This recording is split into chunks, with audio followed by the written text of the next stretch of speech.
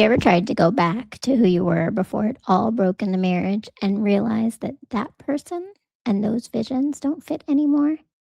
That home you cultivated with care, the family you built in the marriage, the dreams of the life together, none of them exist as they were when you walk away.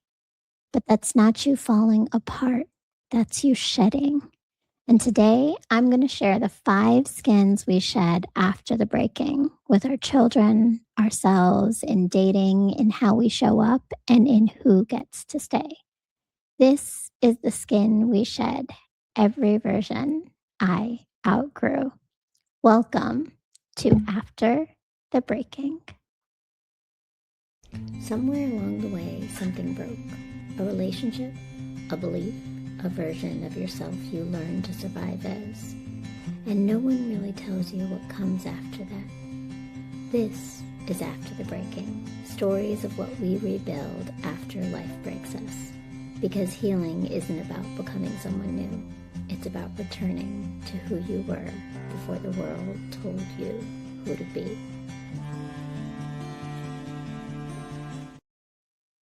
Welcome back to After the Breaking, the stories of what we rebuild after life breaks us.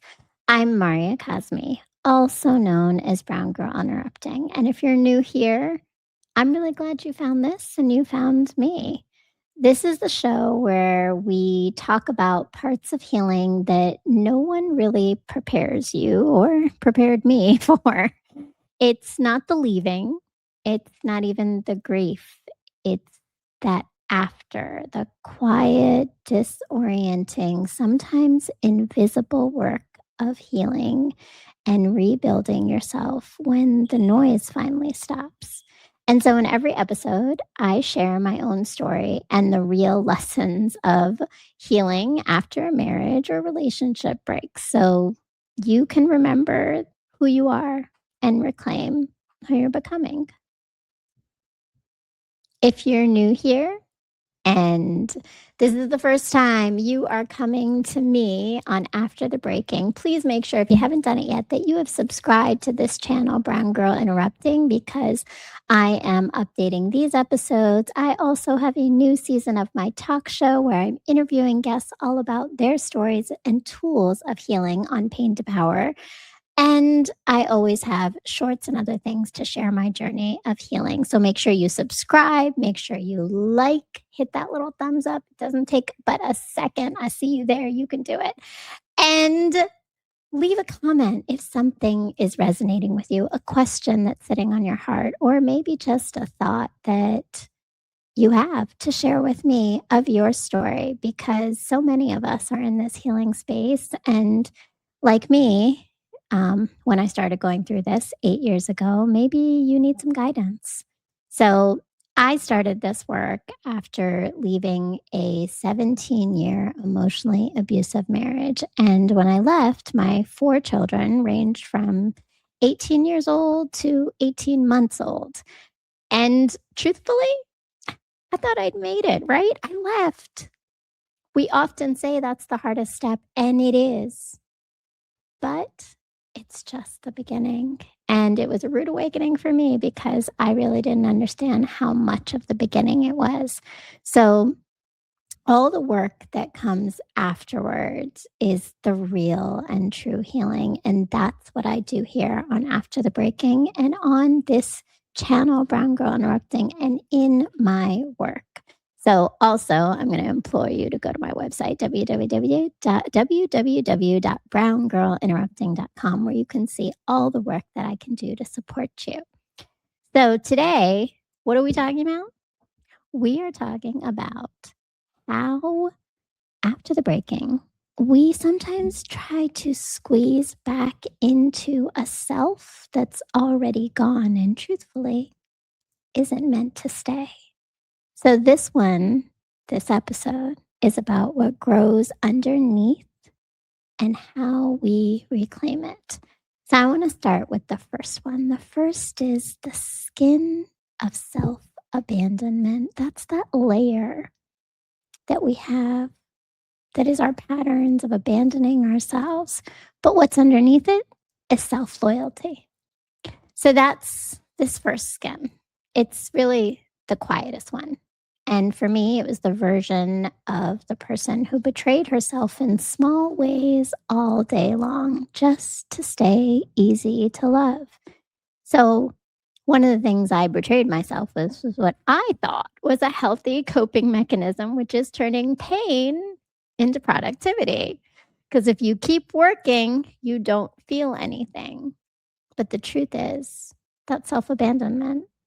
I left myself and didn't sit with her and allow her to feel the things, to experience the things, to just be.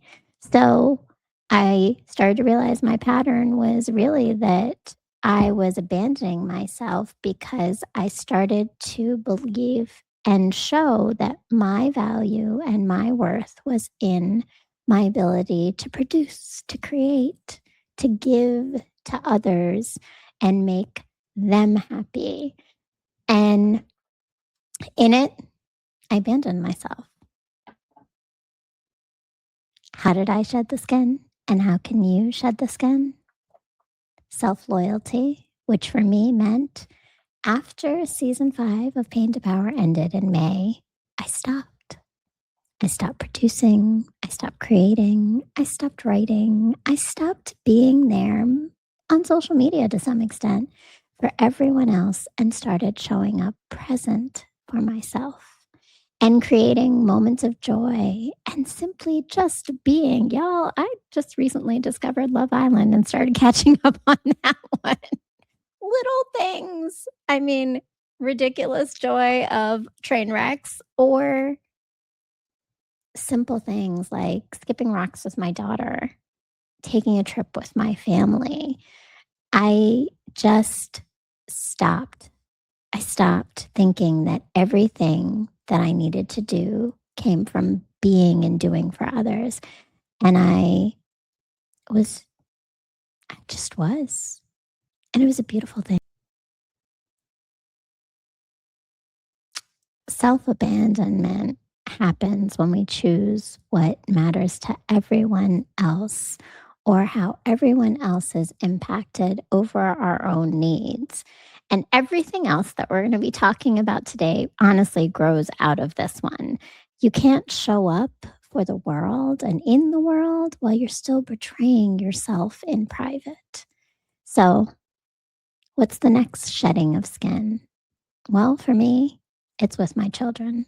Might be you too if you're divorced and trying to figure out that next layer of after the breaking. How do you parent, right? So the skin that I was wearing for so long was performing okayness. But what was underneath it is modeling repair. And that is where, truthfully, for a long time, I thought I was protecting my children by showing them everything was okay and I was never hurt and never sad and everything could just be fixed by mom because that's what we do. But the truth is, it's teaching our kids to hide, to avoid emotions, to leave discomfort instead of stretch ourselves to grow and work through the things that hurt. And model vulnerability, that it's okay to talk about it. It's okay to feel it. It's okay to say it. And I'm telling y'all, I'm raising 3 men. They were boys when I divorced, but now they're men and a girl. And every one of them needs to understand their emotions and how to address them, how to feel them, and what to do with them. So recently, I was on a trip with my mother and my sister and my daughter, and there were some challenging moments. Honestly, there were actually some really tough moments where we had, words exchanged, extreme feelings came up, and what I started to see was the pattern and the why of my pretending okayness and where it came from, because one night we had one of those moments, those big moments where lots of feelings and emotions were shared and there was hurt. And then the next morning, it was as though nothing happened.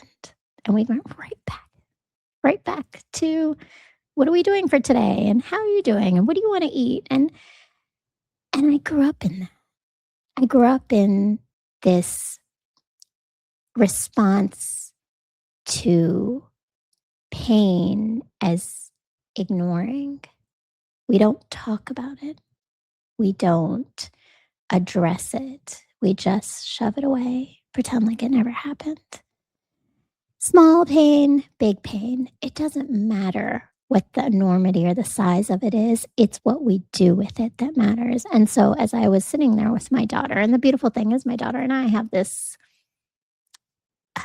closeness that sometimes all we need is a look and gestures, and we understand each other. And she saw it.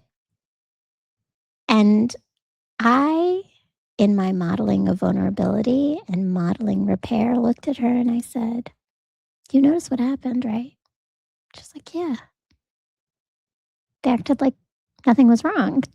Like, yeah, but that's not healing.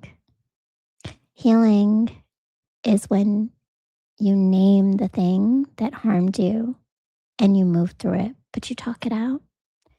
And she knows, because this is what we do in our house, is we talk it out. We never just leave it where it is. And part of that is because it's the skin I'm shedding. And that one I grew up with. I'm not going to pretend we're okay if we're not. We model repair. So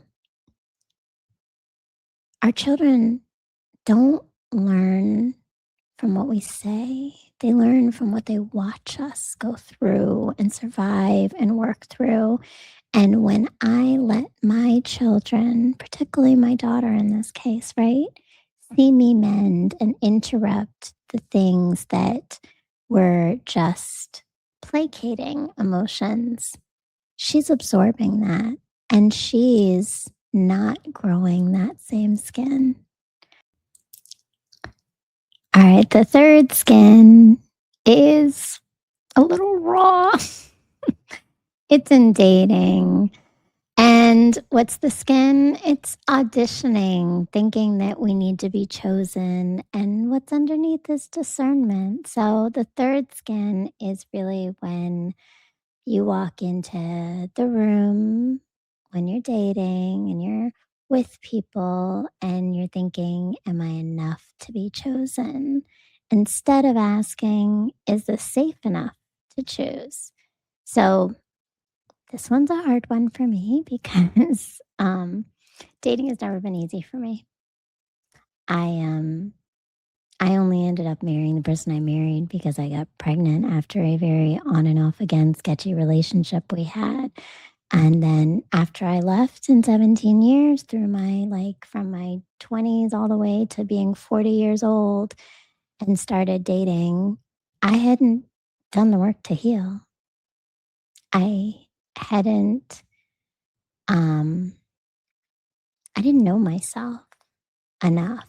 And so I continued some of these patterns, like auditioning, instead of seeing and realizing who I was. So the skin I shed and how I shed it was I discovered someone that didn't need to audition to be chosen. And truthfully, and this is the real and honest truth, this is my hardest shedding because it took the longest time.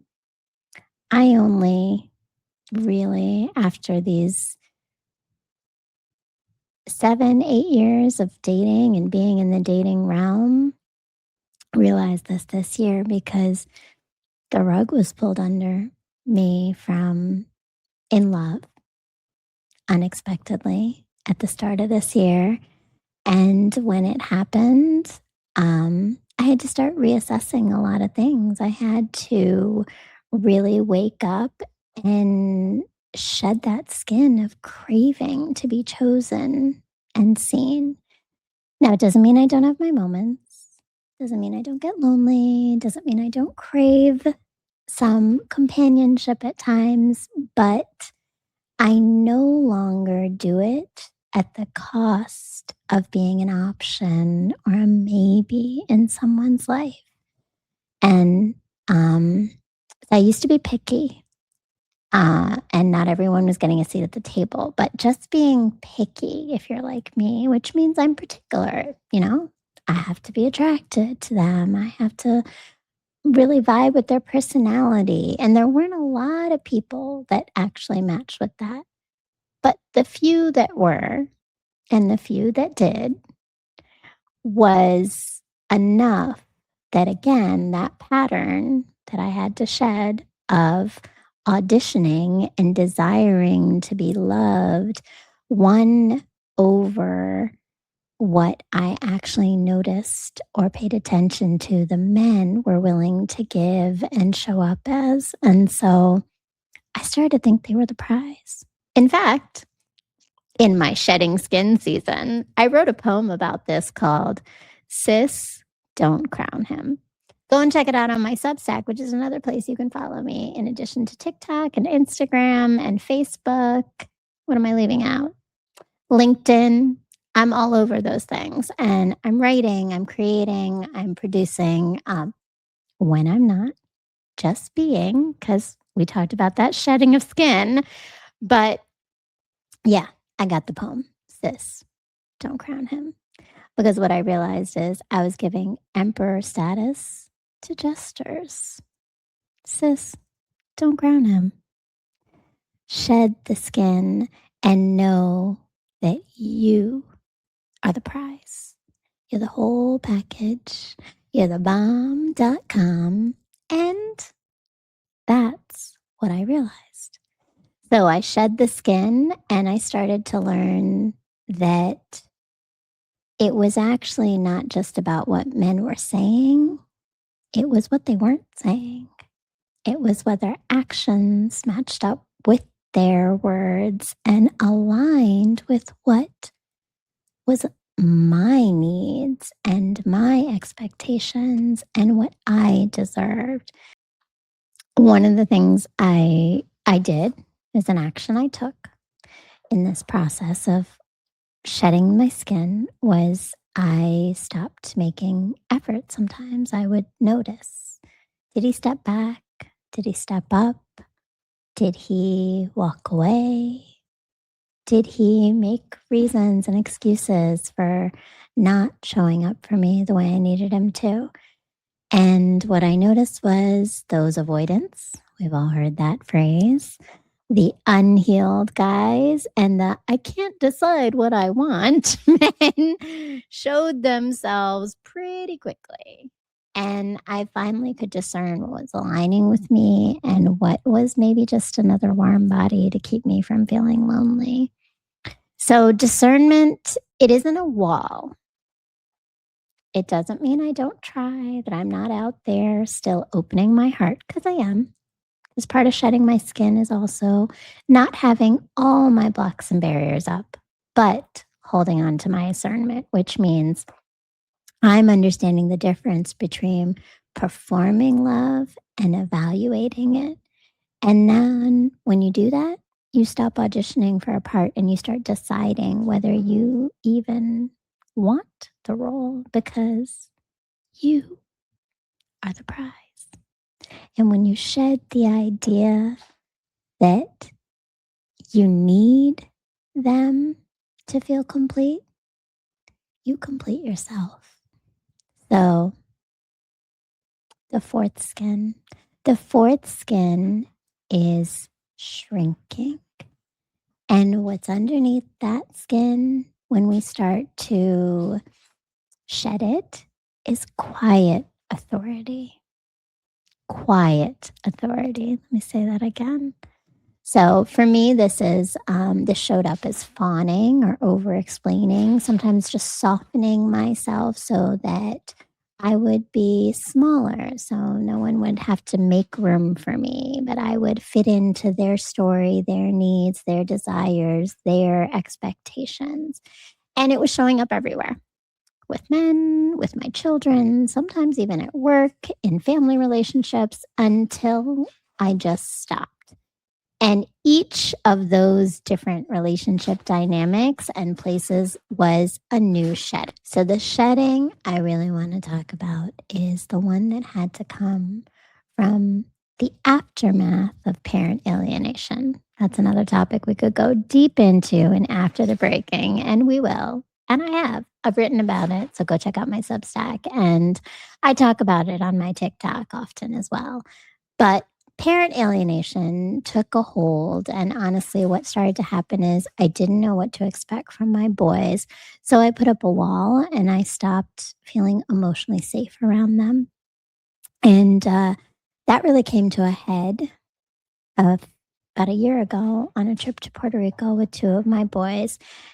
But what happened when I shed my skin in a moment that normally would have had me shrinking and adjusting and making everyone else comfortable is that I stood my ground.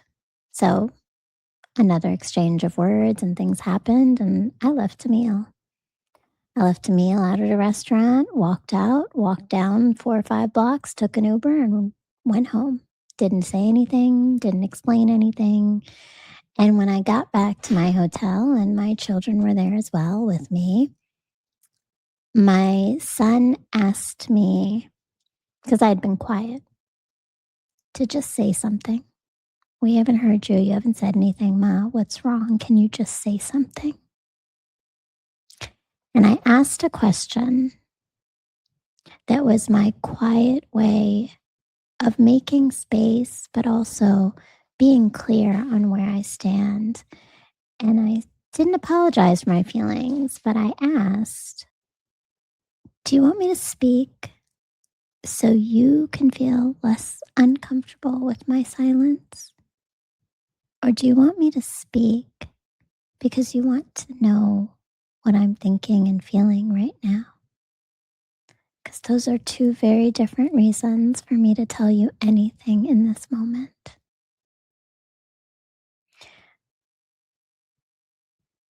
I hadn't, it's funny because I hadn't I hadn't thought that question through. I hadn't even thought about it. Just, I know in the moment I felt it. Like I just felt that me talking wasn't really about knowing what I was feeling.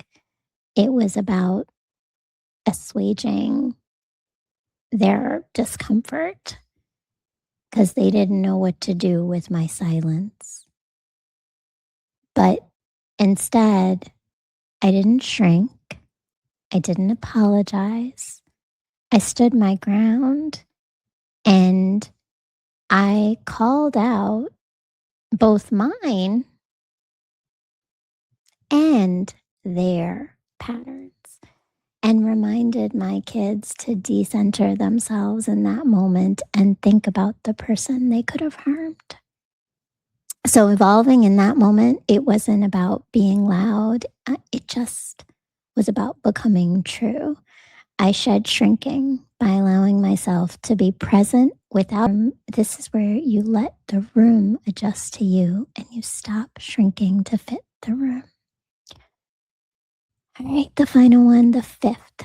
The fifth skin that we shed is who gets to stay. It's that skin of wanting to hold on to everyone. And what's underneath is letting the shedding sort it out.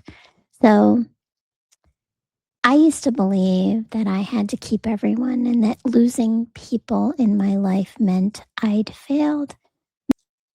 The shedding of our skin often leads us to the shedding of people.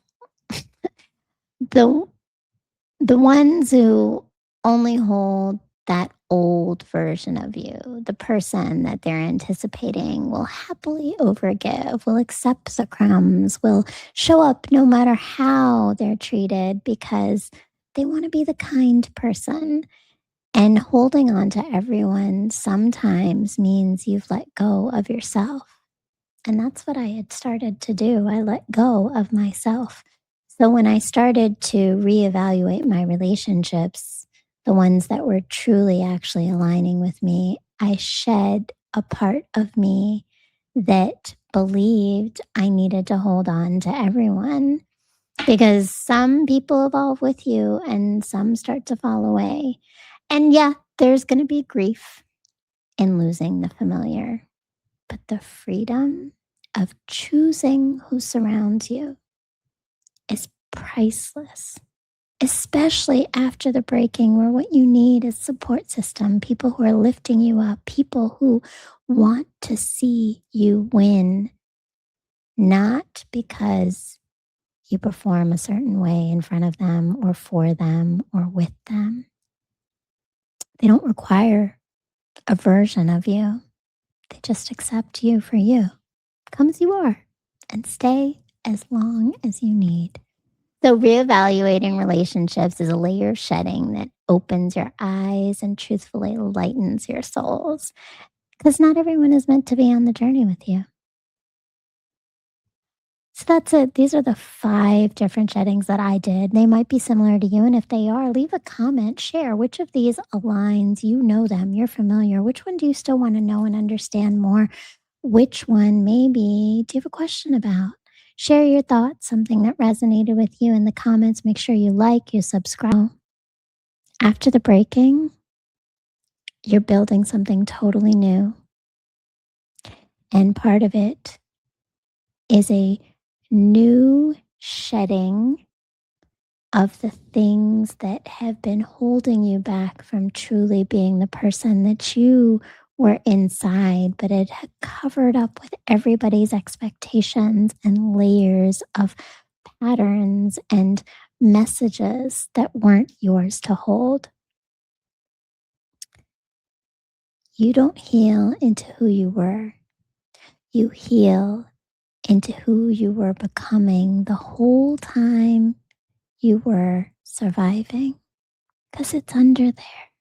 You just got to shed the layers to get there. So if this landed with you, I have a couple questions I want you to think about for yourself in your shedding journey. So I want you to think about, which skin are you still trying to squeeze back into, even though it stopped fitting a while ago? Where in your life are you still auditioning when you're allowed to be the one choosing? And who in your life is being asked to meet the new you right now? And what are they showing you? So think about those questions. Give me an answer below or share it with me in any other format. I'd love to hear your thoughts. I'd love to hear what you're experiencing. And if any of this landed, it's because maybe you're shedding too.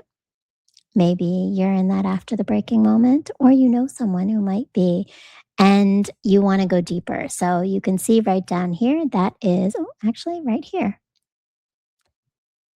All of this work is connected to my framework, Return, and we can go even deeper in Empowerment Unlock, which is my courses. That is 5 weeks long online courses that really take you through the patterns, the behaviors, and unlearning the mindsets and actions that leave you stuck in some of those. So join me, and you would join a cohort of beautiful women who are also in the same place of healing and returning home to themselves. And if you want to go even deeper, I do individual coaching. So I have discovery calls. All the information is in my link tree, which is in the YouTube description below. And make sure, if again you haven't done it yet, subscribe, like, leave a comment, and pass this along to someone. I know that you can share now on YouTube. So just hit that little share link, pass it to someone you know could use this episode, could use pieces of this episode.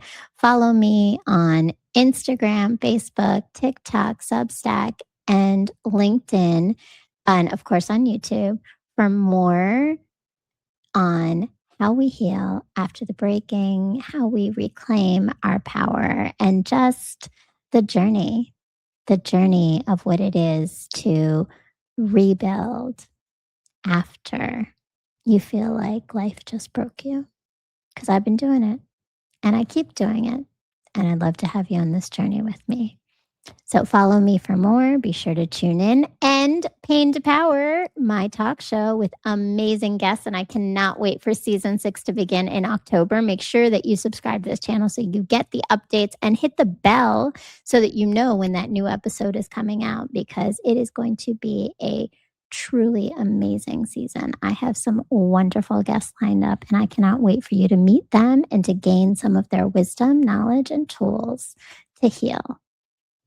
So, after the breaking, we rebuild differently.